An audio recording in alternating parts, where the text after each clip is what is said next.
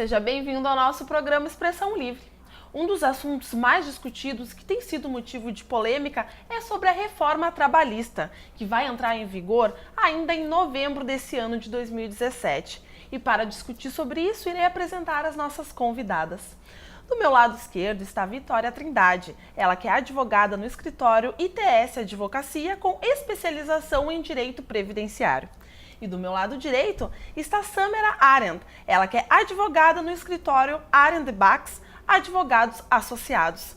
Meninas, sejam bem-vindas ao nosso programa. Mais uma vez, muito obrigada. Então, para começar o nosso debate, a nossa discussão, eu creio que o mais importante e o que mais deixa dúvida nas pessoas é, de fato, o que muda na jornada de trabalho? Ela vai aumentar? A lei da reforma trabalhista, ela foi aprovada em julho desse ano, né? É a lei 13.467, que então passa a vigorar a partir de meados de novembro. Ela prevê, na verdade, uma possibilidade que antes havia muita discussão judicial e interpretações favoráveis e não favoráveis a uma jornada de 12 horas por 36 de descanso, né? Então, hoje ela possibilitou essa jornada diferenciada. A jornada de trabalho constitucional, que é de 8 horas diárias e 44 semanais, ela não tinha essa possibilidade de uma jornada estendida de 12 horas, né? Isso era interpretado como hora extra, tanto que teve alguns trabalhos específicos, como na área da saúde ou vigilância, que praticavam essa jornada, muitas vezes eram fiscalizados e recebiam notificações do Ministério do Trabalho, e daí acabaram tendo que se manter dentro daquelas 8 horas diárias, né? Porque não poderia ultrapassar. Então, hoje, com a reforma, ela vai possibilitar essa jornada para atividades de 12 horas por 36 de descanso, né? E que não tinha previsão legal antes. De fato, né, essa questão dessas 12 horas foi uma coisa que assustou muito as pessoas, né? Isso que deixa muitas dúvidas ainda. Então, você saberia me dizer por que o governo, então, resolveu fazer essa mudança? Seria mesmo por esse caso que tu falou, de alguns já fazerem essas horas? A motivação da reforma trabalhista por parte do governo, ela dizia que era fazer uma atualização na legislação de uma realidade que o mundo do trabalho hoje é muito diferente da época que a CLT entrou, que é de 43, na época de Getúlio Vargas ainda. Claro que houveram várias alterações, mas não uma grande alteração como dessa vez ocorreu. Então, era fazer uma atualização ao mundo do trabalho de hoje, né? Trazer algumas realidades que não tinham previsões legais e que acabavam engessando as empresas, né? E o trabalho em si. Que é bem vista por uma parte e não tão bem vista, né, para não dizer mal vista, por outra parte, né. Para algumas coisas até a gente acredita que não seja tão ruim, mas em alguns aspectos ainda existem muitas dúvidas, né, de como isso na prática vai acontecer, principalmente quando se fala de hora extra, questão mesmo de acordos de horas extras que Hoje a legislação exige que teria que passar, tipo, banco de horas através de convenção de sindicato, ter uma aprovação por assembleia, e com a reforma, isso não, poderia ser individual, patrão e empregado, né? Só que daí a gente tem aquela questão que é a base do direito do trabalho, a proteção do trabalhador, de que ele é considerado uma parte mais fraca em relação ao empregador. Então, esse acordo seria mesmo um acordo ou seria uma imposição que o empregador vai dar para o empregado? E se ele não quiser, ele não vai ter um emprego, né, numa época de crise. Então, tem todo esse questionamento, né? Por isso que, por parte dos sindicatos dos trabalhadores, ninguém está vendo com tão bons olhos a essa reforma nesse aspecto, né? Porque tem algumas coisas que deu muita liberdade, né? Sim. Que a gente sabe que existe, às vezes, um abuso de alguns empregadores. Tem empregadores que fazem certinho, mas tem empregadores que realmente abusam da condição do empregado, né? Então, existe essa discussão. O governo tem essa base de que teria que atualizar a legislação por conta das realidades vistas, até como o teletrabalho, trabalho em casa, né? Então, que a gente até vê como necessário, mas tem dúvidas, não se sabe ainda porque ela só vai entrar em vigor em novembro, o que vai acontecer. Existem sindicatos que vão questionar a legalidade, né? Ela em contraponto às questões constitucionais. Então, a gente ainda não tem uma certeza de como tudo vai acontecer. Muitas coisas podem mudar, então, até lá. Né? Há posicionamentos, inclusive, de entender que ela vai ser questionada como inconstitucional, né? Alguns pontos da reforma, e daí poderia deixar de ter validade. Então, é bastante recente e a gente vai ter que ver como ela só vai vigorar a partir de novembro, né, para a prática. A gente vai ter que ver o que vai acontecer. Agora, tu comentou então a questão das horas extras, né? Tu até falou um pouco para nós, mas vocês podiam informar um pouco mais, porque isso ainda deixa muitas dúvidas nas pessoas. O que eu acho que inicialmente o pessoal está fazendo muita confusão, que não está entendendo, é porque está se falando nessa questão da jornada de 12 horas, né? Porque a quantidade de horas extras ela vai continuar da mesma forma. A compensação, ela pode ser feita esse acordo individual. Antes era feito de forma coletiva, né? E agora pode ser individual. E é isso que, como a gente já, né, comentou, que tem deixado assim, esse clima, né, de insegurança, porque a gente sabe que pode o empregador chegar e dizer, tu faz assim, assina aqui para a gente ter esse acordo individual, e daqui a pouco, se tu não aceitar ou não concordar, a chance do empregado conseguir negociar isso com o empregador é limitada, né? É mais limitada do que quando é uma convenção coletiva, né? Então essa é uma grande crítica que se tem à questão da reforma, né? Sim, que inclusive foi motivo de muitos protestos, né? Muitas pessoas acabaram não entendendo. Bem como tu falou, uma forma de não estão entendendo, até porque vai entrar em vigor em novembro, né? Então tem muita coisa para ser debatida. Sim. E a limitação das horas extras ficou, a princípio, em 2 horas, né? Só que tem essa confusão das 12 horas, mas é que, na verdade, hoje vai se possibilitar a jornada de 12 por 36, que antes a previsão legal não permitia, né? Mas para um regime normal de 8 horas diárias, a limitação ainda fica em 2 horas extras, né? O que antes era obrigatório, se fosse fazer mais de 2, informação para o Ministério e coisa, então isso agora ficou meio em aberto, assim, né? Em tese, ainda tem essa limitação de 2 horas extras diárias. Que pode estar sendo feito, então.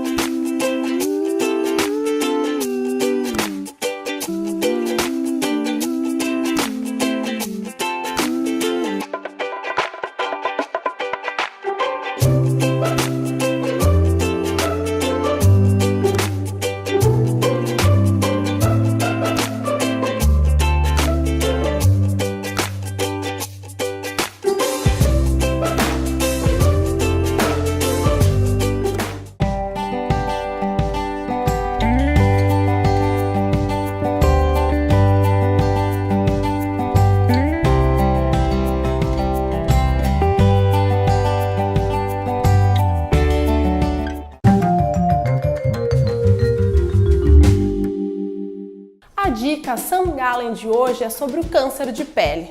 Um estudo da Academia Americana de Dermatologia revelou que 53% dos cânceres de pele nos americanos ocorrem no lado esquerdo da face, tronco e membro superior, ou seja, do lado do motorista. Esse aumento está associado à exposição UV recebida quando se está dirigindo. Cuide-se e use filtro solar quando for dirigir. Coloque filmes nas janelas com proteção UV e, se seu carro for conversível ou com o teto solar, use sempre chapéu. Instituto de Oncologia Sam Gallen, Núcleo Melanoma. Mais que cuidar de pacientes, cuidamos de pessoas. Santa Cruz do Sul e Venâncio Aires. Diretor técnico Marcelo Luiz Dotto, CRM 21297.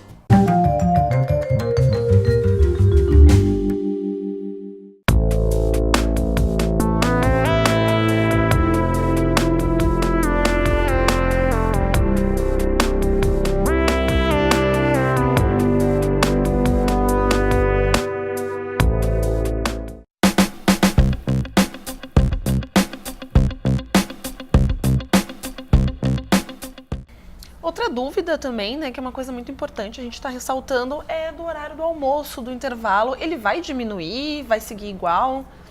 Atualmente, o horário de intervalo é de no mínimo 1 hora e no máximo 2 horas. E após a reforma vai passar a ser no mínimo de 30 minutos. Vai para 30 minutos, É, então. no mínimo. Mas no caso seria também um acordo que pode ser feito. Sim. Né? Na verdade, assim, aqueles contratos que estão seguindo, eles não vão ser automaticamente alterados para 30 minutos. Isso é uma questão que vai ter que ter uma readequação, né, para situações que vão querer reduzir a jornada. Isso até tem uma questão de discussão, se isso vai ser bom ou não, mas a gente acredita que seja mais para situações de que pessoas que trabalham na empresa, almoçam na empresa, sabe? Às vezes pode acontecer de que talvez seja até melhor, sabe? Conversando com trabalhadores, nem todos têm visto isso com tão maus olhos. A questão é se isso vai ser saudável para o trabalhador, né? Por causa que tu vai almoçar em meia hora e, né, voltar à jornada. Então tem, né? O que a reforma trouxe é essa, que hoje o mínimo é 1 hora, vai poder ser então 30 minutos, né? O mínimo de tempo de repouso para o almoço, né?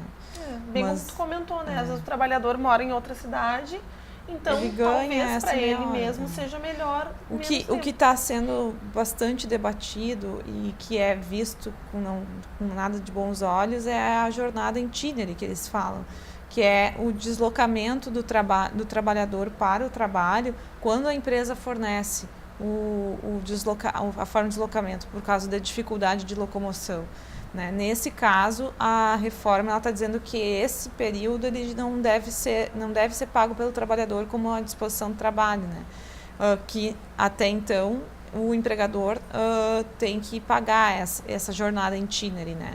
Às vezes até as empresas não pagam, mas se eles vão buscar na via de reclamatória trabalhista, é obrigatório o pagamento, né? Então, isso na reforma eles estão tirando, né? O que é uma grande crítica à reforma é que ela está reduzindo bastante a questão dos valores, né, de recebimentos como a jornada itinerary e outros valores que a pessoa recebe que hoje são reconhecidos como valor de salário, né, não vão mais ser reconhecidos como salário, mas sim indenizações, e isso também vai diminuir na questão da contribuição previdenciária, né? Esses dias estava num evento e estava sendo falado que isso no futuro vai ter um reflexo muito grande, inclusive nas questões de aposentadoria, né? Já não basta a reforma da Previdência que estão querendo passar, mas vai ter uma redução em valores, né, do que é considerado remuneração, né, salário. Então, isso é visto como forma negativa. Né? Visto com maus olhos, então, pela população. Olhos, né? E a questão das férias? O trabalhador ele pode estar parcelando ela em mais vezes? As férias vão poder ser parceladas em até 3 vezes, sendo que um desses períodos precisa ser de no mínimo 15 dias corridos e os outros 2 períodos de 5 dias corridos também. Então isso aí também vai mudar, né? Por causa desses 15 dias que antes as pessoas faziam diferente. É, né? Que hoje, na verdade, a lei ela fala em 2 períodos, né? Então agora ela vai possibilitar 3 períodos, né?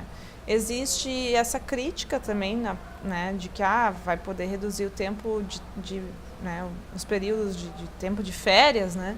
Mas nem todo mundo acho que tem visto tão mal, porque a gente sabe que na prática muitas vezes isso acontece, né? Então talvez seja uma forma de regularizar e tem que fazer as coisas mais certas, né? Não sei, a gente não sabe ainda como vai na prática acontecer. Né? Bem como tu falou, porque hoje em dia, né, sempre ainda acaba sendo dividida. Infelizmente, a gente sabe vezes, que né? E a gente sabe que tanto de empresas pequenas como empresas grandes, né, a gente vê no dia a dia desse trabalho que acaba acontecendo, eles assinam um documento, né, porque o empregador diz, assina aqui, mas tu vai tirar tantos dias, né, isso às vezes é conteúdo para discussão numa reclamatória trabalhista, mas que se de repente conseguir fazer com que na prática se obedeça esses 3 períodos e as pessoas efetivamente, né, aproveitem eles como férias, eu acho que pelo menos seria melhor. Pode vir a melhorar então, né? Não sei, né? Aparentemente realmente não é interessante, mas se for para fazer que as coisas aconteçam de verdade, né? Exatamente. E o salário, meninas, ele pode ser reduzido? O salário ele pode ser reduzido em contratos intermitentes ou parciais, mas com justificativas que estejam em lei. É que hoje tem essa previsão do trabalho intermitente, em que tu assina um contrato de trabalho e o empregador vai te chamar só quando tu precisa, né? Como isso vai acontecer na prática, que é a grande discussão. Aparentemente, o texto da lei até pode parecer bonito, mas esse é um ponto que existem muitas dúvidas de como vai acontecer e se isso não vai ser muito prejudicial para o trabalhador, né? Porque o empregador iria chamar quando precisasse e só iria pagar os dias que precisasse. Só que nesse ponto o empregado ele ficaria congelado sem saber quando ia ser precisar ou não, porque teria que ter uma notificação e se a pessoa não respondesse, ele então não iria utilizar, e se o cara, né? Então tem muita discussão sobre isso, como isso vai acontecer na prática, né?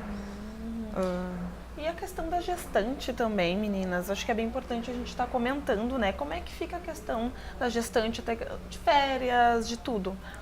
A gestante, o principal ponto da reforma é a questão da exposição em situações insalubres ou perigosas, né?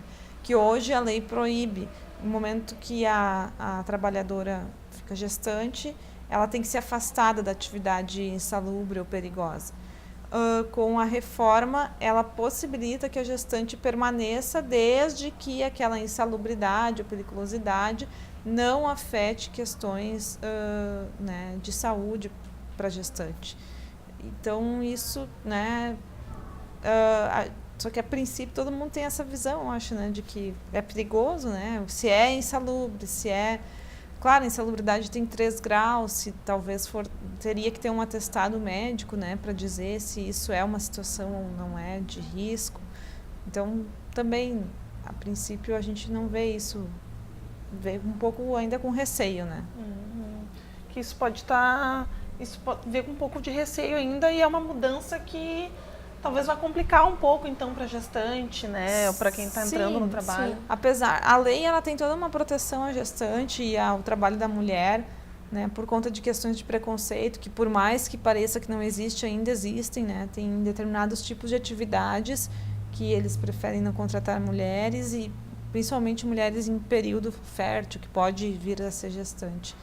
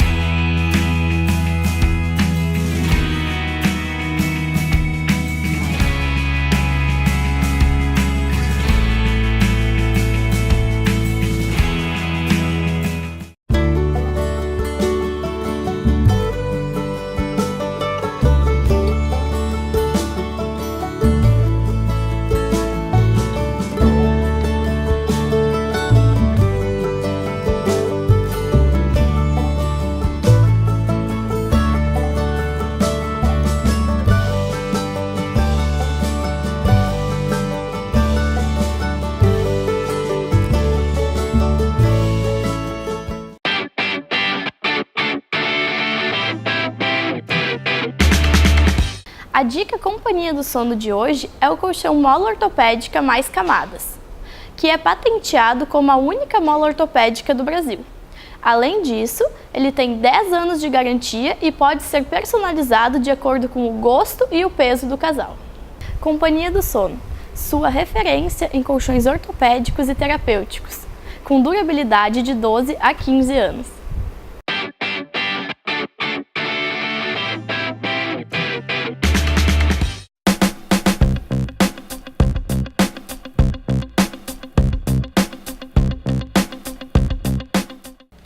E a questão, então, Vitória, da terceirização, isso vai mudar muita coisa? Com a reforma vai ampliar um pouco as possibilidades do empregador quanto à terceirização. Sendo que antes da reforma ainda pode ser usada somente a terceirização para atividades meio. E após a reforma vai ser possível também a atividade fim ser terceirizada. Pode explicar para nós só um pouquinho então sobre a atividade meio e atividade fim, só para a gente entender um pouquinho melhor? Uma transportadora que contrata uma faxineira, um porteiro, essas são atividades meio. Uma atividade fim, por exemplo, para uma transportadora seria contratar direto um motorista, já sabe, para fazer direto a atividade principal da empresa. E essas questões então pode estar mudando? Sim, antes só era possível a atividade meio e agora também vai ser possível a atividade fim. Então isso de repente pode ser uma coisa boa para o trabalhador? Não muito, porque com a terceirização o trabalhador perde alguns direitos também.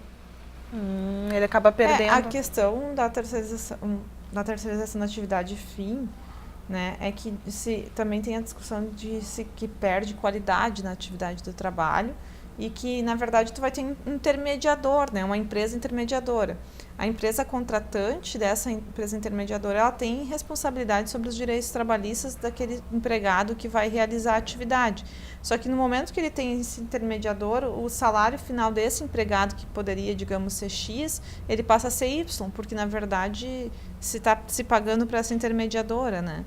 Então, a grande interpretação é que isso não é vantajoso para o empregado com certeza, né? Como isso vai funcionar na prática, se as empresas todas vão aderir a essa situação, eu particularmente tenho minhas dúvidas, porque no momento que ela também tem a corresponsabilidade sobre os direitos trabalhistas e se essa intermediadora não pagar, ela vai ser obrigada a pagar, ela não tem um vínculo direto com o empregado, isso eu acho que ela pode perder em qualidade, então. E daí eu não sei se todas as empresas, né, talvez alguns setores mais específicos vão aderir a essa terceirização da atividade fim, mas eu acho que no geral isso não vai, na prática, não vai ter né? Mas foi aprovado, né? Porque tem setores que têm interesse nisso ali. Diversos setores, né? Por sinal. E, meninas, a questão da rescisão do trabalho também, que é muito importante a gente estar comentando, né? O que muda nisso? Sobre a rescisão do contrato de trabalho, né, hoje a lei estabelece prazos diferenciados para situações de pagamento da rescisão e que a homologação da rescisão após um ano de contrato tem que ser mediante, junto com o sindicato da categoria do trabalhador, né. Com a reforma, hoje o prazo ele ficou único de 10 dias para pagamento da rescisão, independente se for aviso prévio indenizado ou trabalhado. E não precisaria mais ter essa rescisão após um ano de contrato através do sindicato do trabalhador, né? O que, na verdade, o papel do sindicato é averiguar se os valores calculados, se as coisas estão todas certas, né? Ele é a voz, digamos, do trabalhador no momento da rescisão para ver se está tudo certo. Se não está certo, ele não homologa, né, a rescisão, obrigando que o empregador cumpra com as regras. Não tendo esse papel, né, do sindicato de ser o fiscalizador, ou quando não tem o sindicato, inclusive no Ministério do Trabalho, como vai ficar isso? O empregado vai querer reclamar? Entende-se que vai reclamar e que o empregador não vai cumprir, vai aumentar o número de ações de reclamatórias trabalhistas, né? Então, ou ele vai deixar por isso mesmo, por receio, né? Aquelas questões de que, daí se eu for trabalhar em outro lugar, vão ligar para o empregador para pedir referência, ele não vai dar porque eu entrei com reclamatória. Então, eu não vejo isso com bons olhos, né? Porque poderia o empregado levar um advogado dele, ou coisa assim, mas muitas vezes, quando é feita essa homologação no sindicato, o empregado não tem custo nenhum com isso, né? Se ele for levar um advogado ou quem seja para acompanhar ele na rescisão, talvez ele já vai ter o custo, né? Então, não sei, que uma outra grande crítica à reforma é essa questão do enfraquecimento dos sindicatos, né? Então, isso eu acho que ainda vai dar muito pano para manga. Pois é, exatamente. Agora tu comentou dos sindicatos, né? Enfraquecimento. É por isso, então, que está tendo uma forte resistência por parte deles? Sim, também, né? Porque, na verdade, eles querem afastar, tipo, hoje várias alterações em contratos de trabalho coletivo são feitas através de convenções ou acordos coletivos, né? Ou tu segue exatamente o que está na lei, ou tu tem que fazer uma convenção, um acordo, que tem que ser através de um sindicato. Não existe um acordo, hoje a lei não possibilita um acordo individual entre empregado e empregador para questões de banco de horas, né? Então, nesse caso, sempre é feito acordos coletivos, né, ou convenções coletivas, que quem faz o papel do empregado é o sindicato, né? No momento que tu possibilita acordos individuais, que tu tira o sindicato do momento da rescisão do contrato de trabalho, tu meio que deixa ele numa situação, enfraquece, né? Enfraquece o trabalhador sindicato. acaba não tendo saída, Tu dá a voz ao trabalhador e tira o sindicato. Só que assim, o trabalhador individualmente, normalmente, ele não consegue ter a força, a voz dele, né? E também, tem alguma mudança na questão do pedido de dano moral?